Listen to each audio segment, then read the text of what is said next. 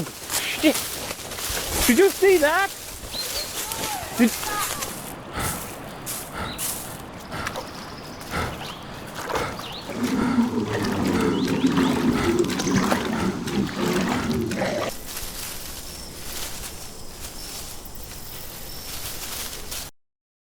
When the forest watches back, everything changes. These aren't just sightings. They are encounters with something massive, intelligent, and aware. From hunters in the northern wilds encircled as thunderous footfalls close in, to a remote Borneo homestead where night knocks shake the ground and tools are rearranged in precise patterns, the wild is not mindless. Sometimes, it studies you. In this video, we'll uncover 6 haunting encounters showing what happens when the observer becomes the observed. On August 14, 2013, 2 determined Bigfoot hunters named Ethan and Cole pushed deep into the cold wilderness of northern British Columbia, following huge barefoot prints pressed into moss and wet earth as if made by something impossibly heavy. Each track stretched far beyond human size, toes clearly spread, the stride wide and precise like something that walked not with confusion, but with confidence. For days they recorded every imprint, setting measuring tape beside each one, mapping its direction, certain they were closing in on something alive. The deeper they moved, the quieter the forest became. No birds called, no wind touched the trees. It felt as if the woods were watching them in return. As the sun sank behind a rocky ridge, they set up a small camp among the stone. Convinced they were near a breakthrough, their tent lights glowed faintly against the rising mist, and even in silence, the air carried a strange pressure, like a warning without sound. Night had barely settled when the first impact shook the ground. A heavy, slow thud rolled through the earth like an approaching drum. Then another, not frantic, not random, deliberate, calculated. Ethan and Cole froze, listening. Suddenly, rocks skidded across the dirt beside their camp as if kicked by unimaginable force. Moments later, a massive boulder, larger than any man could lift, slammed into the ground just feet from their tent, crushing branches beneath its weight. The sound echoed through the ridge like distant thunder. They barely had time to move before the trees above them snapped violently. Branches high overhead cracked and shifted as though something enormous was moving through the canopy. Not clumsy, but controlled, placing its weight with eerie precision. Cole scanned the tree line, and for only a fraction of a second, a towering shape appeared between the dark trunk. Upright, broad-shouldered, nearly 10 feet tall. It did not lunge, it did not attack. It paced, studying, assessing. The ground trembled softly with each step as it moved in slow circles, staying just beyond full view. Ethan's breath caught as another massive thud traveled through the forest floor, not closer, but beside them, then behind them, then to the opposite side, as if surrounding the camp from multiple angles at once. Yet only one set of impacts ever sounded, one presence, moving with unnatural intelligence. The air felt charged with warning, not of prey being hunted, but of territory being crossed. They stayed awake until dawn in total stillness, listening to the forest breathe with something vast. Not a single animal sound returned before sunrise, only the faint fading steps retreating back into the deeper woods. When the first pale light reached the ridge, they finally stepped out. The campsite looked as if a storm had been guided by conscious thought. Soil was gouged in perfect arc. Branches were snapped and placed rather than scattered. Their rifles, cameras, and traps sat untouched, almost deliberately spared. And in the soft dirt leading away from the ridge, fresh footprints led toward the deeper forest. Enormous, perfectly spaced, unhurried. They did not speak as they packed. There was nothing left to prove. Sunlight filtered weakly through the tall pines as Ethan and Cole stood in silence, their camp surrounded by strangely organized destruction that looked more like intention than chaos.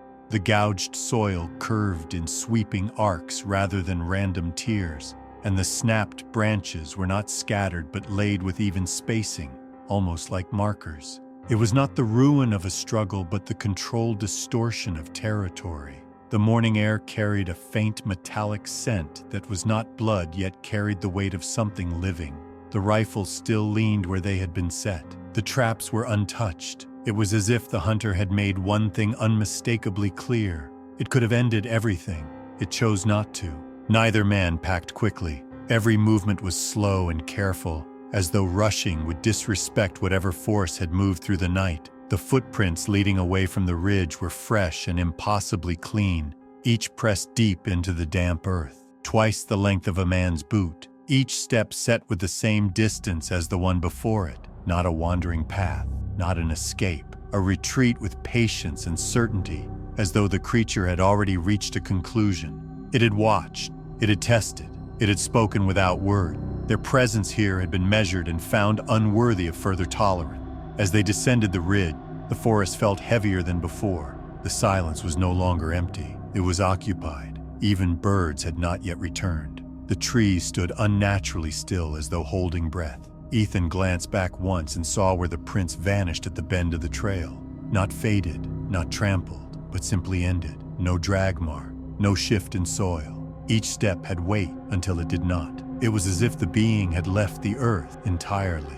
By the time they reached their vehicle, the forest behind them felt distant, yet still aware. The equipment was secured and silent. They did not look back again.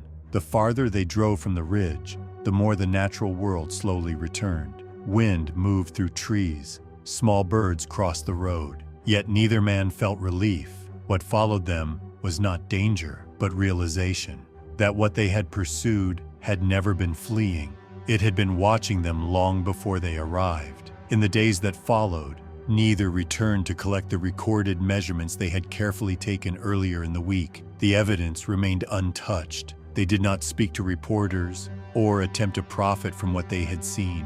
Instead, their notes went unread, their photos stored but not shown. For the first time, the pursuit of proof felt meaningless. Whatever lived in those forests did not need to be believed to be real.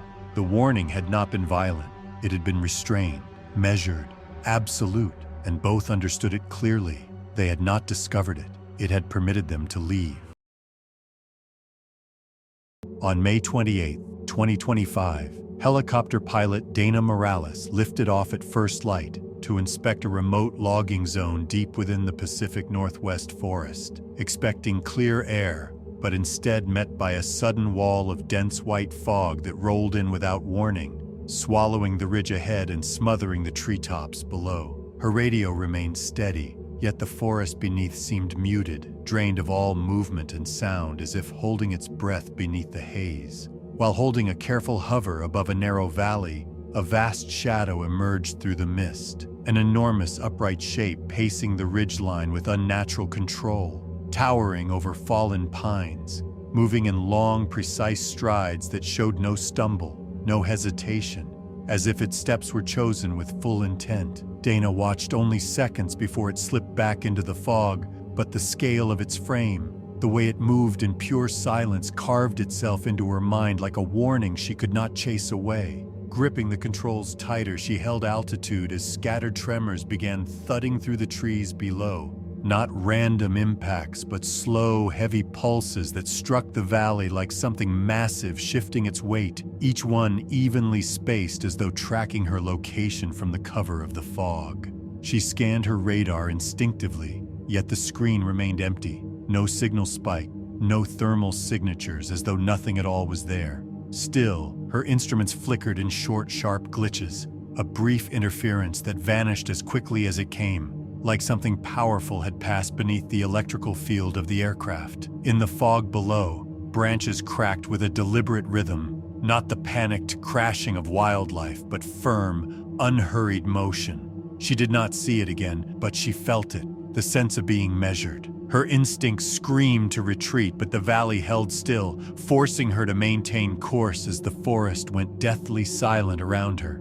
No wind, no birds, no creak of timber, only the low echo of distant thumps fading to nothing, as though whatever had been following simply chose to stop. When the fog finally thinned without transition, revealing the full spread of dark pines below, not a trace of movement remained. No figure, no signal, nothing disturbed. Yet the valley did not feel empty, only waiting. She scanned every ridge and clearing in sight, but the impression of eyes within that mist stayed locked in her mind with a clarity that eclipsed everything on her screens. Dana banked away with controlled urgency, refusing to dip even a few feet lower, hands ice cold on the controls, heart steady only through sheer training. She finished the flight but left that corridor unrouted ever since. Locals later spoke of fresh impressions wider than human shoulders stamped deep into damp moss by that ridge, paired with faint hollow knocks that came from the timber at dusk in perfect intervals, not like animal sounds, but like signal. The event was never entered officially into her log, yet from that morning on, Dana refused every pre-dawn pass over that valley, convinced the forest beneath was not empty land but ground already claimed, watched not with instinct but with awareness. She landed with steady hands, but the silence she had left behind in the valley did not fade from her mind. The world at ground level felt normal again, wind moving, daylight warming the landing zone, distant engines humming from the logging camp ahead. Yet none of it registered as real anymore. She had flown through hundreds of fog banks before, hundreds of remote patrols across the wilderness, yet none had felt like that, as though the land itself had been watching and only allowed her to leave. Even inside the control station, with data screens bright and radios steady, her senses remained on a high alert, waiting for something she could not name to reappear. That night she heard reports from workers arriving late to the camp, low, distant thuds drifting from the tree line long after sundown, distant branches snapping in rhythm, not in panic. A fuel canister found turned upright near the truck, lid open yet contents untouched. 2 tool crates discovered neatly aligned against the water tank. Workers brushed it off as wind or tired hands forgetting what they moved. Dana did not. The patterns were too careful, too clean, not scattered, arranged, not taken, studied. She reviewed her flight route alone after midnight, frame by frame, zooming through the fog-drowned footage, searching for even a partial outline. There was none. No figure, no trace. As if her sight had seen what the camera had no right to capture. Yet just before the fog receded, the tree canopy did shift. Not wind, not a storm. A slow compressing of branches outward, something stepping away. Days passed. Humidity thickened. Strange low knocks echoed through the forest near the same ridgeline. 3 taps, silence, 3 more. Always at dusk, always from the same direction. The workers stayed near the machines after dark. Radios crackled with uneasy check-ins. No one walked alone. Dana refused to return to the air above that valley at dawn, not out of fear of an accident, but because she knew whatever had stood beneath the fog had never lost sight of her. Something with patience, something with awareness, something that watched humans the way humans watched prey. And from that morning on, she carried the quiet certainty that the forest had not simply hidden something, it had introduced itself. On September 12, 2020, deep in the untouched Siberian taiga, Igor Petrov drove alone along a narrow forest track rarely used by anyone. The air was heavy and silent, the kind of silence that felt aware. His car was found later exactly where it had rolled to a stop, its tires half sunken into damp soil, cold engine off, headlights pointed into a wall of dark, endless trees. Nothing about the vehicle looked broken. The glass was clean, the doors remained locked, and even the side mirrors were still in perfect position. Yet Igor sat motionless behind the wheel, head slumped forward, his face pale, eyes half open as though he had died while still conscious. His arms bore irregular dark bruises, not from claws or teeth, but from blunt, impossible pressure, as if something had struck without tearing, only crushing with sheer force. The ground around the vehicle told an even stranger story. The mud was soft, fresh from melted frost, and yet no tire track showed movement after the stop. Instead, enormous barefoot prints, far larger than any known animal or human, pressed deep into the soil. Each one held sharp toe impressions, wide set and perfectly shaped, walking not in a straight path but around the car in a slow, circling pattern. There were no drag marks, no signs of frantic struggle, no blood, no shattered glass. The prints ended abruptly at the tree line, as if whatever moved there had stepped into the forest and vanished mid-stride. The surrounding trees showed signs of violent impact. Some young birch trunks leaned unnaturally, bent at alarming angles as though something immense had shoved or struck them. Several bore deep gouges, but not like claw scratches, more like blunt force scrapes, raking bark off in long, uneven trails. Moss and branches were disturbed high above normal reach, further hinting at an upright figure of terrifying scale. Yet not a single piece of Igor's gear had been touched. His rifle, bags, food, maps, all sat neatly untouched inside the locked vehicle, giving the sense that whatever had come had no interest in material things. From a small cabin nearly a kilometer away, 2 travelers later reported hearing sounds that night. The first came like rhythmic, heavy thuds across the forest floor, not like animal footsteps, but slow, deliberate impacts spaced far apart. Then came low, echoing knocks, the kind that carried through the trees like communication, not noise. The sounds grew louder, nearer, then stopped entirely. Complete, unnatural silence followed. No wind through branches, no owls, no movement from wildlife. The positioning of the car, the undisturbed belongings, the crushing injuries without clear attack marks, the giant tracks moving in a patient circle. It all spoke of something studying rather than ambushing, not feeding, not stealing, watching, testing. Even after the body was removed, investigators reported an eerie sensation in the clearing, as if the silence itself pressed in too tightly. Locals later warned that certain regions of the taiga belong to something older, silent, and calculating, something that does not chase but waits for travelers to stop. What unsettled investigators most was not only what was found, but what was not. The ground bore no evidence of struggle beyond the bruising seen on Igor's body. The air held no scent of death or decay, only the cold trace of damp earth. Wildlife normally active at dusk was conspicuously absent, as though the forest itself had retreated from the clearing. Even the snow and undergrowth remained strangely undisturbed outside the ring of massive footprints, as if the environment had frozen around the event in unnatural respect or fear. The area felt not like the aftermath of chaos, but the end of a deliberate act, finished with precise intention.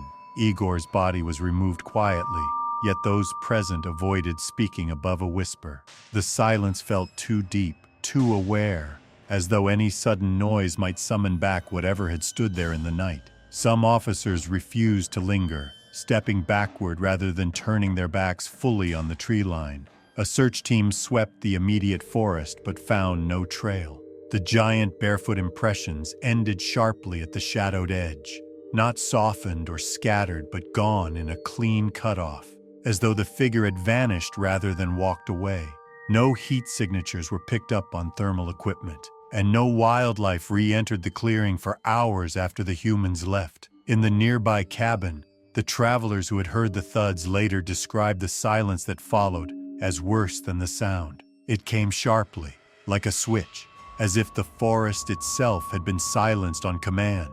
Their dogs refused to go outside, trembling and pressing against the cabin door long after the sounds were gone. One window had a faint smear across the outer frame, too high for a human hand, as though something large had briefly leaned close before withdrawing into the fog. The travelers left by morning without waiting for officials, unwilling to remain in a place where the night felt aware. Igor's death was officially recorded as exposure, despite the locked vehicle and intact body suffering no environmental fatality. Locals heard the truth long before any report. Within days, word spread through distant villages that something had studied the lone traveler, circled him, and ended his life not with frenzy but with cold decision. The detail that gripped everyone was that nothing had been taken. Not the car, not the rifle, not supplies, only the life, and whatever message that left behind. Those who live closest to the taiga do not speak of monsters or legends. They speak of watchers. They warn of certain unmarked paths, of places where the wind does not move and the trees do not sing, where even animals refuse to tread. They say there are regions in the north where one must not stop walking no matter how tired, where firelight should never be allowed to die before dawn. And most of all, they say that if a traveler ever feels the forest go silent all at once, as if holding its breath, it is already too late. On October 3, 2016, strong winds crashed against the remote Maine shoreline, as Daniel Harper made his routine checks inside the lighthouse he had cared for alone for months. The sky was dark before nightfall, waves rising violently as fog pushed inward from the sea. The old structure trembled against the storm, its glass lantern flickering against the heavy winds. Daniel noted the shifting pressure in his logbook, writing of strange pulses in the static across his radio and faint, irregular thuds that seemed too heavy to be thunder. The storm grew harsher, rain slamming the stone walls as if something massive struck them from below. His radio carried brief bursts of sound, deep, uneven vibrations that did not match any signal or voice, before cutting out suddenly with a hard crackle. Outside, visibility vanished quickly. The fog was unnaturally dense, not drifting like mist, but pressing tightly around the station, swallowing every trace of light beyond arm's reach. Daniel stepped toward the lower level, where the sound of something heavy echoed from beyond the door. It was no human step. Each impact came slowly, rhythmically, as though from something deliberate and enormous pacing the cliff edge in the dark. The fog swallowed the sea entirely. The roar of the waves came from everywhere at once, as if distance no longer existed. He left his lamp lit, meals untouched, tools laid ready on the desk. Nothing in disarray, nothing in panic, only the strange open logbook and the thick silence of a man waiting for something unknown. Then the noises grew closer. Long, dragging sounds swept across the outside wall, scraping against the stone in a way no drifting debris could. The door frame rattled once, then again, longer. Daniel remained inside, frozen in the instinctive awareness that something watched from impossibly near, unseen but intelligent. The lighthouse began to groan against the weight of the wind, yet within the brief pauses between gusts, another sound emerged, slow, heavy breathing. Not wind, not a storm, something alive, something enormous. A faint crash shook the lower level, as though a boulder had struck the foundation, but no tremor followed through the earth. The air itself felt pressed inward. The light in the lantern room flickered violently. His final written words remained unfinished on the page beside the radio. The ink streaked slightly as though the pen had slipped from his hand mid-sentence. That was the last sign of him. No trace of struggle, no overturned chair, no sign of where he moved next, only the storm outside, and the sense that the fog itself was not empty but occupied, aware, and closing in with purpose. When the supply boat arrived at dawn, the storm had passed, but the coastline felt wrong. The lighthouse door was unlocked. Inside, everything remained in perfect order. The radio sat silent. The logbook still lay open, the ink on the last line barely dry. The oil lamp still burned faintly upstairs, suggesting Daniel had not left long before the storm lightened. His boots stood neatly by the staircase. His coat remained on its hook. No signs of struggle, no broken glass, no overturned chair. It looked as if he had simply stepped out and never returned. Yet the air carried a thick stillness that did not feel natural.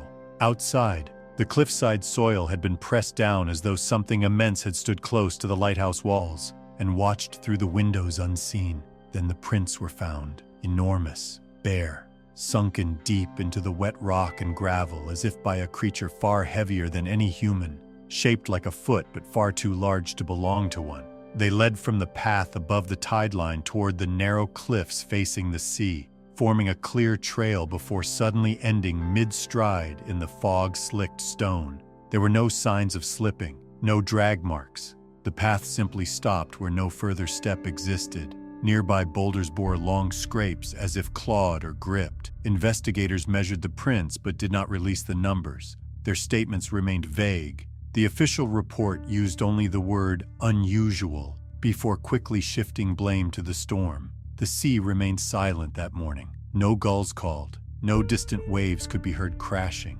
The fog had not lifted but hovered at the exact height of the cliff line, as though the air itself held a boundary.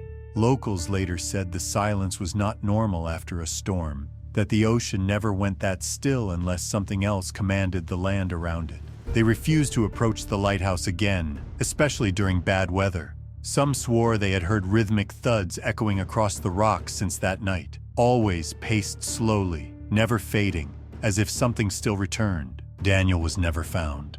No clothing, no belongings displaced, only the scene left carefully undisturbed, as if nothing inside had been of interest. The footprints remained the only true disruption, and the precision with which the environment had been affected suggested more observation than attack. The heavy circling, the breathing outside the window, the untouched objects, the prints stopping deliberately at the cliff's edge without evidence of panic or fall. Even fishermen offshore later spoke of strange impacts during storms, not like waves, but like something immense walking beneath the surface. They avoided the waters closest to the lighthouse after nightfall. To this day, the station stands sealed, its light automated. It is no longer staffed by a keeper. Locals travel miles around the coast to avoid its sightline. They warn that in storms, shapes sometimes appear at the edge of the fog, not rushing but waiting, listening. Daniel Harper's disappearance has no logical cause, but the land around the lighthouse remembers. The silence still returns before the wind, and some nights, heavy footfalls echo where no trail remains. On June 9, 2018, deep inside the dense rainforest of Borneo, explorer Miles Harper descended into an ancient limestone cave system far from any human path. The air inside the tunnels was heavy and wet, clinging to his skin as he moved deeper into the black passageways with only a headlamp and compass for guidance. The walls were narrow and slick with dripping moisture, and every step sank slightly into the soft mud. As he navigated through twisting shafts and silent chambers, he noticed that the usual signs of life were missing. No insects, no bats, no water movement except for a slow, rhythmic drip that echoed strangely, almost like footsteps in the distance. The deeper he went, the more the air grew unnaturally still, as if something had long claimed this space and nothing else dared enter. It was along a sloping tunnel that he first saw them. Deep, enormous footprints pressed into the wet clay under the dim cone of his light, each one wider and far longer than any human foot, spread with visible toe forms and spaced in huge strides that no ordinary creature could match.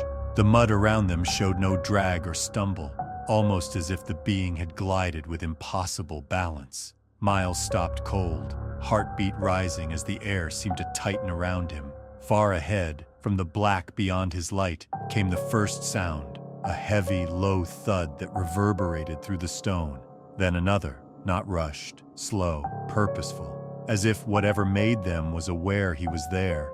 He turned off his headlamp for just a moment, testing how dark the cave truly was. The blackness was absolute, choking, swallowing everything instantly.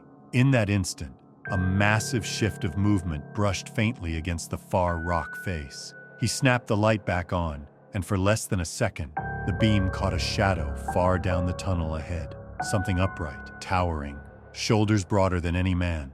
Its shape blurred before vanishing out of sight, yet the echo of its retreat was light, almost controlled. Not like an animal charging away, more like one that had chosen not to reveal itself fully just yet. Miles tried to steady his breathing, but as he backed away, his compass began to spin slowly, the needle drifting aimlessly with no steady point. The dripping above began to echo much louder than before, repeating unnaturally, as though it was imitating a rhythm or replying to one. The tunnel behind him felt wrong now, every sound slightly delayed, returning distorted. He turned to leave, only to hear another thud closer now, followed by a faint scraping sound far above his head. Something large was not just following, it was positioning. He moved faster, heart pounding, slipping through narrow cuts in the rock, ducking under low ceilings. Yet the monster below the surface never rushed him. It moved slowly, always just far enough to never be seen, yet close enough that its presence filled every breath of the cave. The realization struck him hard. It was not hunting him with hunger. It was studying him, calculating him, and it had likely been watching long before he ever saw the footprints. He pushed forward through the narrow passage, shoes slipping in the cold mud, as that deliberate rhythm behind him grew softer but remained steady, never rushed, as if the presence did not need speed to find him. The tunnels forked without warning, twisting sharply in different directions, yet the air always felt heavier where the unseen watcher lingered. Whenever he veered into the wrong route, The dripping above would intensify again, echoing unnaturally, almost guiding him away from certain paths, as though the cavern itself were alive under the creature's quiet control. At one point he felt a vibration through the ground, subtle but strong, like a palm or weight pressing against the stone from somewhere beneath. He had the eerie sense that the thing was not simply behind him, but moving unseen in parallel, capable of shifting through unseen channels, crawling or climbing through shafts his human form could never reach. He reached a wide chamber where the roof rose high above the beam of his light. The air here felt thicker with humidity, and his breath came out in white bursts despite the heat. In the faint glow of his headlamp, he saw more of the strange stamps in the mud, some partly filled with water. They formed a loose arc, not an animal trail but a shaped pattern, as if marking territory, as if reminding him he had crossed some line without invitation. The beam shook in his hands when the soft crumbling of stone reached his ears again from above. Something was no longer behind him. It was directly over him. He stepped back in reflex, and the soil behind him gave beneath his heel like it had already been disturbed. He spun toward the exit instinctively, mind no longer thinking but fleeing, knowing with absolute certainty that if he hesitated even once, he would not leave. The tunnels were even darker now as fog from deeper inside began to mix with his breath, curling through the light. His compass needle still spun, offering no direction, yet somehow he felt when the air opened ahead, temperature dropping slightly, scent shifting to faint moss and outside wind. That one change ignited desperate hope. Behind him, nothing chased outright, yet the cavern pulsed as if aware of his narrowing distance to freedom. He could sense it, that silent watcher, pacing at the edge of sight, choosing not to lunge, choosing not to reveal. All was calculated, all was waiting. As he drew closer to the exit shaft, the strange echoing drip slowly faded, not because water had stopped, but because the cave itself no longer needed to mimic sound. Whatever watched him had allowed him to go. The first rush of outside air burned his lungs as he emerged into the dim light beyond the cave mouth. He stumbled through the wet ferns, falling twice, hands trembling so violently he could barely grip the rock surface for balance. Every instinct screamed not to look back, yet a cold vibration pressed into the air behind him like a faint growl buried in the wind. He did not stop until the distant shapes of jungle canopy broke open enough for sky to appear between the trees. Even then he did not rest, running until his breath gave way to raw panic and his legs collapsed beneath him. Long after he reached other people, no one believed what he claimed to have encountered. Locals did not laugh, but they did not ask questions either. Some simply warned him never to return to the old river cave, not because it was unstable, but because anything that lived in darkness yet chose not to strike did so for reasons beyond human understanding. They said watchers beneath the earth were not hungry beasts, but patient minds that studied intruders like tests to be measured. Miles abandoned caving and left Borneo within weeks, yet each time water dripped in a quiet room, he swore for a heartbeat that it echoed wrong, that it was not simply falling but answering. He felt watched even in daylight, as if something deep underground had marked the sound of his fear and carried it away into the blackness, not finished, only waiting for the next time a living voice disturbed its silence. On August 18, 2018, deep in the Borneo highlands, rancher Adi Rahman woke to a silence that felt heavier than usual. His small wooden house stood at the edge of thick jungle, far from any village where only cicadas and distant river sounds filled the air. That morning as he stepped outside, an uneasy chill ran through him. Rice sacks he had stacked the night before were no longer by the storage wall. Fuel cans had been dragged several meters away, standing upright in strange positions. His tools, usually lined by the shed, were missing, or placed at odd angles in the mud, as if arranged with intention. None of it looked like theft or chaos. It looked studied. He searched the damp soil for signs of human intrusion, but found only one thing: barefoot impressions far larger than anything human. Some sank several inches into the earth, toes clearly defined. They didn't form a trail in a single direction. Instead, they looped in a wide, uneven circle around his land, as though something had walked slowly, deliberately, examining every corner before retreating toward the jungle. The air felt unnaturally still, as if even the insects were holding their breath. By evening, unease refused to leave him. The jungle beyond the boundary held a darkness that felt aware. When the sun disappeared, the silence grew deeper. Not even frogs called. He lit a small lamp indoors and stayed awake, listening. Hours passed. Then a sound broke the stillness, one heavy, hollow thud from the tree line. It wasn't the sound of walking. It was like something vast had pressed its weight into the ground on purpose. Minutes later came another, and another. Pause. Thud. Pause. Crack. The sharp splinter of wood echoed next, like a thick branch being snapped in steady intervals. He stood at his window, heart pounding. In the faint glow of the moon, he saw it, a shape between the trees, upright, enormous, broader than any man. It didn't move like wildlife. It stood still, watching. Then it shifted one step, silent despite its size, vanishing behind thick vegetation. The air felt charged, as if the land itself knew it had come before. The sound of weight on the ground continued, slow and methodical, shifting to different spots, never rushing, never approaching too close. Hours crawled, sleep never came, and just before dawn the sound stopped. When light finally returned, he stepped outside with caution. New objects had been moved overnight. The fuel cans were now placed in a perfect triangle beside the fence. 2 tools were missing. Sticks had been laid flat in a curved pattern across the dirt. No damage, no tracks of panic, only order, intentional, silent, intelligent. The footprints returned too, more of them now, encircling the property once again, then fading into the deep green of the forest where no sunlight reached. Everything suggested it had been closer than before, not attacking, studying. The early morning light did nothing to ease the heaviness in the air. As Adi stepped farther from the doorway, every small sound made his muscles tense. The ground felt disturbed, not from chaos but from intention. The curved pattern of sticks remained untouched, and the footprints that had circled the land before were now slightly deeper, as if the visitor had returned again near dawn before leaving. Nothing was destroyed. Nothing was dropped in panic. Everything pointed to a presence that arrived with discipline and left with certainty. The forest no longer looked like wilderness. It felt like a perimeter he was not meant to cross. Even the wind moved around it, never through it. He checked inside his shed again. More items had been shifted. A rope was folded neatly over a bucket. An oil lantern had been placed upside down on top of a feed crate. The movements were not random. They were neither theft nor warning. They were observation.